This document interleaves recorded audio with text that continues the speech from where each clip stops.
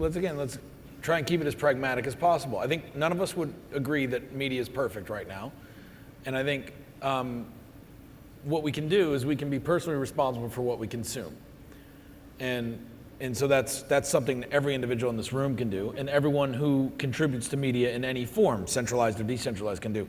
One book that I recommend, and I didn't write it, so this is not a plug, everyone should read a book called The Fourth Turning. And why is because it was written in 1997, but it talks about how over every 80 to 100 years we go through these cycles, and we get to 4 seasons, and basically we're in the crisis season right now, which is winter in the analogy. And what happens during the winter analogy, which they call the crisis, is the institutions that have been built up over the last 80 years crumble, and then the decentralized new regimes form. And when you come to the peak of the crisis, which we're due to hit somewhere between 20 to 25, according to Neil Howe and William Strauss, who wrote this book in 1997, and it'll feel like they wrote it yesterday if you read it.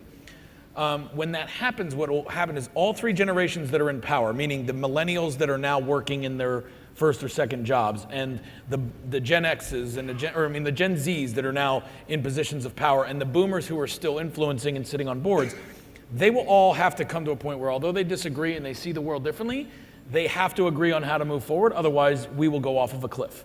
And so the good news is this: the last time this happened was April 1945. And what happened was the U.S. had fought genocide by entering World War II, right? And then we killed 3 times as many people with 2 bombs.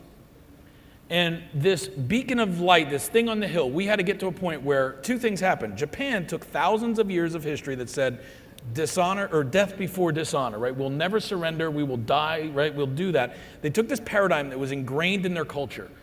And we took this paradigm of we're the good guy. And all of a sudden we had to look at the mirror and go, if we hit the bomb one more time, we're no longer the good guy. And Japan said, if we don't surrender, they're going to hit the bomb. And you had this fundamental global shift for a moment in paradigm reorganization.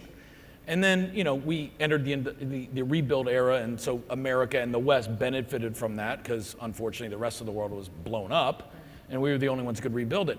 We will come to a point, guys, and I don't know what it's going to be, but it will definitely be cyber of some sort. We will come to a point in the next 7 years where we face World War II level, again. We're not even there yet.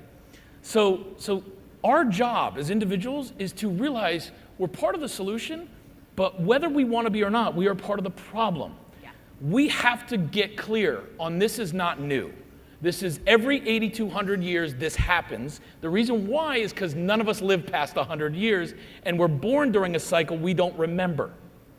So read that book and then do something with your company to be part of the solution. But anyway, that's my plug for someone who is dead. But it was a good book.